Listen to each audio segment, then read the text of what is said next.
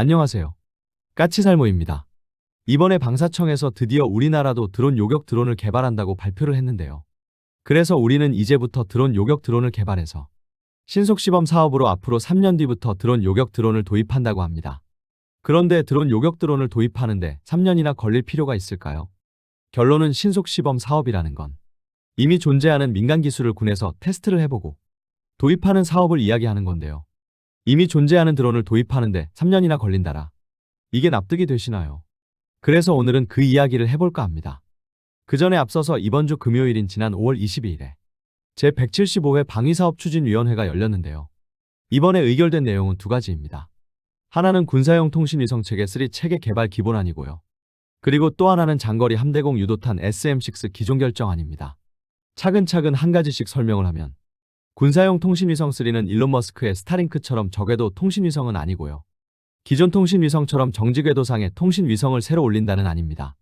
현재 우리나라는 아리랑 시리즈로 대표되는 민군 겸용통신위성과 아나시스2라는 군사용 전용통신 위성 하나를 가지고 있는데요. 특히 아나시스2는 과거 2020년경에 우주로 올려졌고 이런 정지궤도상의 통신위성의 수명은 15년입니다. 그래서 우리는 새로운 통신위성을 못해도 2035년까지는 올려야 하는데요. 그런데 아시겠지만 아나시스2는 우리나라가 개발한 위성이 아닙니다. 이 위성은 프랑스에서 개발한 위성이고 미국에서 발사된 위성인데요. 당연히 다음 위성은 국산으로 발사를 해야 하기 때문에 이번 사업은 국산 위성을 개발하기 위한 사업이고 그래서 2032년까지 총 사업비 1조 2,700억을 들여서 국산 통신 위성을 개발해서 우주에 발사하는 사업입니다. 참고로 지금 우리나라에 있는 발사체들, 그러니까 누리호나 고체 발사체는 전부 정지궤도상에 위성을 올릴 수 없기 때문에 아마 위성 발사는 이번에도 외국 업체에 의해서 이루어질 거라고 예상되네요. 정지궤도상에 위성을 올리려면 적도상에서 발사를 해야 하고 적도상에서 발사를 하지 않아도 킥모터를 활용해서 정지궤도에 올리는 방법도 있지만 그러기 위해서는 에너지 소비가 너무 심하기 때문에 적도상에서 발사를 해야 하는 게 일반적이라 우리나라에서는 발사할 수가 없습니다. 그래서 이건 당연히 해야 하는 사업이고요. 문제는 바로 두 번째 의결안인데요. 무엇이냐면 바로 장거리 함대공 유도탄 SM-6 기존 결정안입니다. 그런데 문제는 이미 2022년에 있었던 제143차 방추위에서 이미 SM-6를 도입하기로 의결했습니다. 그리고 심지어는 2023년에 있었던 제150차 방추위에서 SM-6 도입 사업의 수정안까지 의결되었습니다. 한마디로 말해서 이번이 SM-6를 도입하기 위한 세 번째 방추위인데요. 그럼 이번에는 무엇을 의결했을까요? 우선 눈에 띄는 건 사업비가 대폭 줄었다는 점입니다. 원래 2022년에 있었던 방추위에서는 총 사업비 7,600억을 의결했는데 이번에는 5,300억을 의결했습니다. 그리고 또 무엇보다도 이번 의결 내용은 SM-6 기존 결정안이라고 했는데요. 이게 무슨 말일까요? 참고로 제가 알기로는 지금까지 개발되고 있는 SM-6는 총 4가지인데요. 우선 적의 대한미사일을 방어하는 기본형 모델이 있고 여기에 탄도미사일 요격 능력을 부여한 듀얼1이라는 모델이 있습니다. 그리고 듀얼1 모델의 SM-3 미사일에 부스터를 장착해서 극초음속 미사일 요격 능력을 극대화한 블록1B가 있고요. 여기에 또 탄도미사일 요격 능력이 있는 듀얼1에 탄도미사일 요격 능력을 강화한 듀얼2라는 모델이 있습니다. 그래서 제가 알기로는 기존까지 당연히 우리나라에서는 SM-6로 탄도미사일을 요격할 수 있다고 이야기했기 때문에 우리나라가 도입하는 SM-6는 당연히 듀얼1 모델이라고 생각을 했습니다. 왜냐하면 듀얼2 모델은 아직 개발이 끝나지 않은 것으로 알기 때문입니다. 그래서 당연히 저는 SM-6 듀얼1이 우리나라에 들어오는 줄 알았는데 이번에 기존 결정안이라는 게 올라왔고 심지어는 사업비도 7,600억 원에서 5,300억 원으로 줄었습니다. 그래서 지금 시점에서는 대체 어떤 모델을 도입할지 미지수가 되었고요. 제가 알기로는 지금은 기본형 모델은 생산 중단된 것으로 알기 때문에 돈을 아끼기 위해서 기본형 모델을 도입하지도 않을 건데 어떤 모델이 도입될지 완전히 미궁에 빠지게 되었습니다. 참고로 그럼 지금 우리의 정조대왕급에는 대공 미사일이 없느냐라고 이야기할 수 있는데요. 우리 정조대왕급의 SM-6나 SM-3를 탑재하기로 한 건 정조대왕급이 건조를 시작하고 나중에 결정된 내용이지만요. 이미 정조대왕급이 건조를 시작하기 전에 SM-2 미사일의 추가 도입은 결정되어 있었기 때문에 지금쯤이면 SM-2 미사일이 추가 도입되고 있을 것이고 제가 알기로는 이미 미국에서는 SM-2 미사일의 생산이 끝난 것으로 아는데 우리나라는 미국의 생산 라인을 재가동해서 SM-2를 추가 도입하고 있는 것이고요. 아마 틀림없이 당연히 라인 재가동 비용도 추가로 들었을 것입니다. 그래서 지금 정조대왕급에 탑재된 대공 미사일은 SM-2와 그리고 해공입니다. 그래서 어찌되었든 이번에 우리나라에 도입하는 SM-6 미사일의 기종이 결정되었다고 하는데 과연 우리나라에 도입되는 SM-6는 어떤 모델일지도 궁금하고요. 참고로 이 사업은 원래는 2023년부터 시작해서 2031년까지 완료하는 사업이었는데 이번에 의결된 내용을 보니 2034년까지 사업이 완료되는 것으로 되어 있고 그래서 사업이 3년 지연되게 되었습니다. 아마 이란 전쟁 등으로 인해서 미국에서 SM-6 미사일의 소모도 많았고 그로 인해서 공급이 지연되는 것도 있을 것이고 제가 보기에는 방사청의 사업 지연으로 인해서 사업이 지연되는 것도 있을 것입니다. 그러고 보니 생각해보니까 제가 글을 쓰다가 갑자기 생각이 난 건데요. 어쩌면 미국에서 자신들의 미사일 소모로 인해서 미사일 공급이 늦어질 거라고 통보를 했고 그래서 미사일 공급이 늦어지게 되면 굳이 듀얼 1 모델이 아닌 좀 더 발전된 듀얼 2 모델을 도입할 수 있어서 듀얼 1에서 듀얼 2로 미사일을 변경하고 그때쯤이면 우리의 KDDX에 탑재되는 함대공 유도탄 2도 나올 것이기 때문에 SM-6 미사일의 도입 수량도 줄여버린 게 아닌가 하는 짐작을 해보네요. 아무튼 갑자기 이미 4년 전에 결정된 미사일 도입에 기존 결정안이 방추위에 의결되었다고 해서 사람들을 헛갈리게 하는 것 같습니다. 여러분이 보기에는 왜 사업비가 줄고 갑자기 기존 결정안이 의결된 것 같나요? 제 생각처럼 미국에서 미사일 공급이 늦어져서 이왕이면 좀 더 발전된 신형 모델을 도입하기로 한 걸까요? 아무튼 어찌되었든 그 내용은 아무도 모르는 상태네요. 그럼 이런 이야기는 여기까지 하고 다시 방사청의 드론 요격 드론 개발에 대해서 이야기해보도록 하겠습니다. 여러분도 이번 이란 전쟁에서 미국과 이스라엘이 이란의 탄도미사일과 샤헤드 드론을 방어하기 위해서 탄도미사일 요격 미사일을 대량으로 사용했다는 이야기를 많이 들어보셨을 것입니다.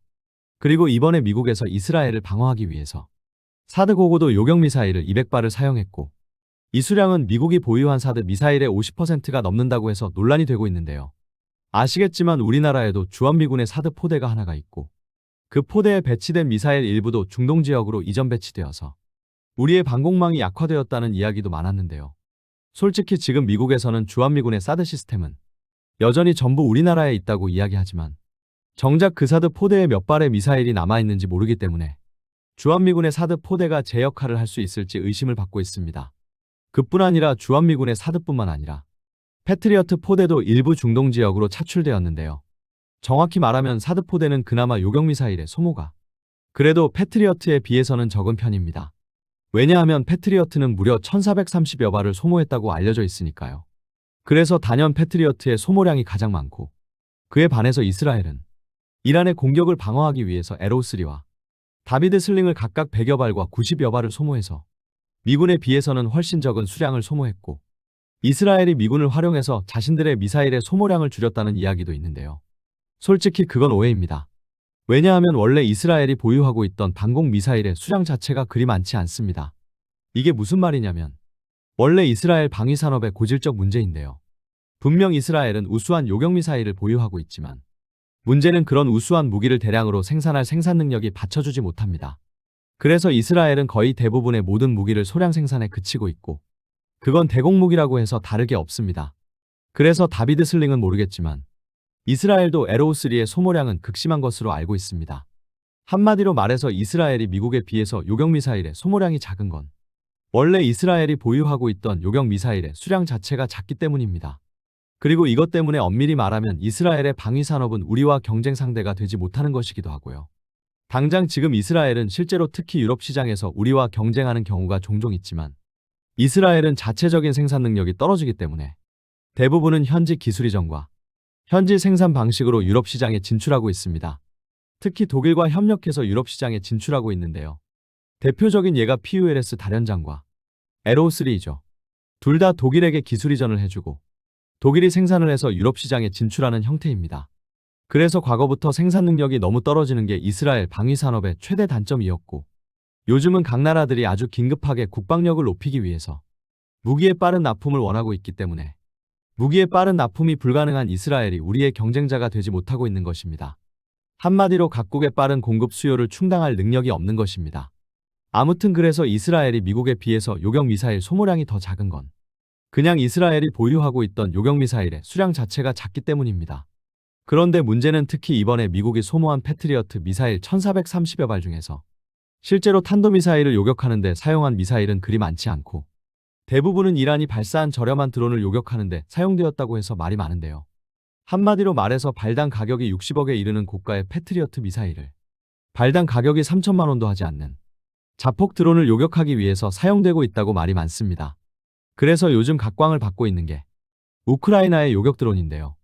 당연히 이란 전쟁 전부터 우크라이나는 러시아로부터 이란산 자폭 드론인 샤헤드 드론의 공격을 끊임없이 받고 있었고, 그런데 당연히 우크라이나는 비싼 고가의 패트리어트 미사일로 러시아가 보내는 드론을 요격할 여유도 능력도 없었고, 그래서 우크라이나는 대부분의 러시아 드론을 요격용 드론으로 요격하고 있었는데요. 우크라이나 측에서는 실제로 요격용 드론의 요격 성공률이 90%가 넘는다고 했고, 그리고 급하게 중동 국가들에게 요격용 드론을 공급하기 시작했는데요. 그래서 당연히 미국 등 다른 나라에서도 급하게 요격용 드론을 도입한다고 이야기하고 있습니다. 그리고 당연히 우리나라도 요격용 드론을 도입한다고 하고 있고요. 이번 주 수요일인 5월 20일 방위사업청의 발표에 따르면 최근 현대전 양상에서 두드러지는 중형 자폭 드론의 위협에 대응하기 위해 직충돌 방식의 전용 요격 드론을 신속 사업으로 개발할 예정이다라고 합니다. 저는 솔직히 말해서 이 소리를 듣고 코웃음을 지을 수밖에는 없었습니다. 왜냐하면 우리 방사청이 한심해도 너무 한심했기 때문입니다. 이란 전쟁이 있기 전부터 이미 우크라이나는 요격용 드론으로 러시아가 보내는 샤헤드 드론을 요격하고 있다는 건 누구나 다 알던 사실이고, 그리고 기존에도 우리 방사청에서는 이란 전쟁 전부터 요격용 드론을 도입한다고 말로만 떠들고 있었습니다. 한마디로 말해서 이란 전쟁 전부터 방사청은 요격용 드론을 도입한다고 하고는 있었는데, 이제 와서 요격용 드론을 개발한다니 한심할 따름이었습니다. 그리고 솔직히 말하면 더 어처구니가 없었던 이유는 실은 이미 우리나라에는 요격용 드론이 있습니다. 사진을 봐보세요. 이게 우리나라의 토종 드론 솔루션 기업 니어스랩이 개발한 카이든이라는 요격 드론입니다. 어디서 많이 본 것 같지 않습니까? 아마 이 모습은 바로 여기서 많이 봤을 것입니다. 바로 이게 우크라이나의 와일드 호넷이라는 회사에서 개발한 스팅이라는 요격용 드론인데요. 이 스팅은 지금 현 시점에서 전 세계에서 가장 많이 알려진 요격용 드론입니다. 네, 우리나라는 이미 우크라이나의 스팅과 거의 비슷한 요격용 드론을 보유하고 있습니다. 그런데 이제 와서 뭘 개발한다는 것일까요? 방사청에게 이런 이야기를 해드리고 싶어요. 당신들이 우크라이나를 보고 이란을 보고 우리도 요격용 드론을 개발해야겠다고 말로만 떠들고 있을 때 이미 우리 드론 업체들은 요격용 드론을 개발하고 심지어는 미국 시장까지 두드리고 있다고요. 그래서 이번에 방사청에서 요격용 드론을 개발한다는 소리를 듣고 얼마나 한심했던지 할 말이 없을 정도였습니다. 실제로 니어스랩은 이미 미국의 L3 해리스에게 카이든의 시연을 선보인 적도 있고요. 미국의 MSI 디펜스라는 회사가 개발한 안티드론 시스템인 이글스라는 시스템과 카이든을 통합을 해서 미국 시장 진출을 노리고 있습니다.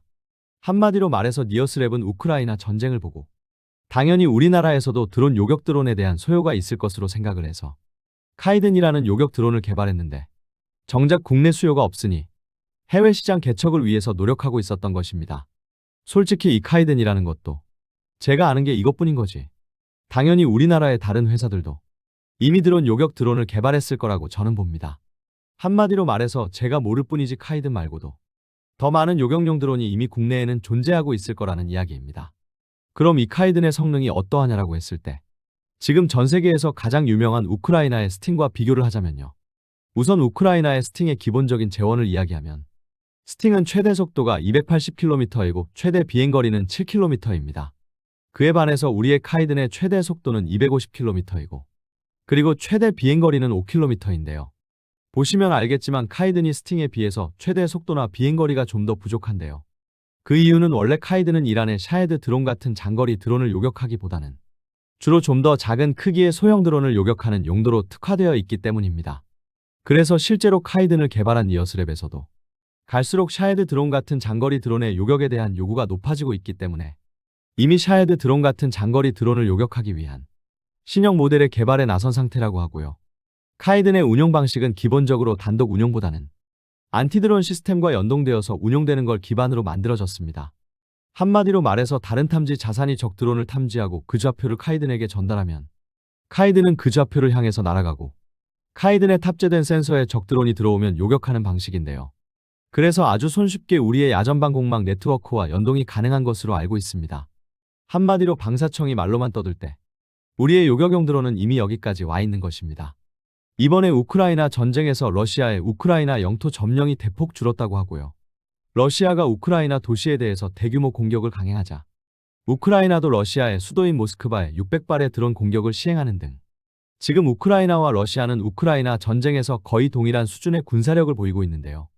여러분도 알겠지만 지금 러시아는 이미 전식 경제체제로 이양해서 1년에 수백 대의 탱크를 생산하고 무기의 생산량이 대폭 늘어난 상태인 것에 반해서 반면 우크라이나는 미국의 지원이 거의 끊어진 상태이기 때문에 지금까지 많은 전문가들은 앞으로 우크라이나가 일방적으로 러시아에 밀릴 것으로 예상을 했으나 상황은 지금 정반대로 가고 있는데요. 이게 가능했던 이유가 바로 우크라이나가 러시아와의 드론 경쟁에서 앞서고 있기 때문입니다. 그리고 우크라이나가 러시아와의 드론 경쟁에서 앞서고 있는 이유가 러시아보다 더 빨리 신형 드론을 전장에 투입하고 있기 때문입니다. 러시아는 여전히 주요 방산업체들을 통해서 드론을 개발하고 배치하는 것에 비해서 우크라이나는 스타트업 기업들을 전선의 병사들과 직접 연계를 해서 운영하고 있고, 그래서 러시아가 새로운 드론을 전장에 선보이는데 몇 개월이 걸리는 것에 반해서 우크라이나는 새로운 드론을 불과 수주 만에 전장에 배치하고 있기 때문입니다. 그래서 우크라이나는 러시아에 비해서 훨씬 빨리 새로운 드론을 전장에 배치함으로 인해서 사실상 미국의 지원이 중단되었음에도 러시아에 전혀 밀리지 않고 있는 것입니다. 그런데 우리는 드론 요격 드론을 개발한다고 한 게 언제인데 이제부터 앞으로 개발해서 배치를 한다고 하니 얼마나 한심한지, 이런 식으로 해서 과연 우리가 현대전쟁에서 승리를 할 수 있을지 의문이 듭니다. 방사청에 따르면 이 사업은 신속시범 사업을 통해서 3년 정도를 거쳐서 드론을 개발한다고 하는데요. 솔직히 신속시범 사업이라는 것 자체가 이미 업체들이 만들어 놓은 장비를 도입해서 군에서 시험 평가를 해보고 도입을 한다는 사업인데요. 이미 만들어진 장비를 도입해서 시험하는데도 몇 년이 걸린다는 게 참 한심할 따름이네요. 정말 우리 방사청이 하는 행동을 보면 보고 있는 제가 속이 터질 지경입니다. 우크라이나는 3주면 되는 일을 우리는 3년에 하겠다고 하는 거니 정말 우라통이 터지네요. 어떤가요, 여러분? 과연 이런 식으로 해서 우리가 미래전장에서 승리하는 게 가능할까요? 이상 영상 봐주셔서 감사합니다.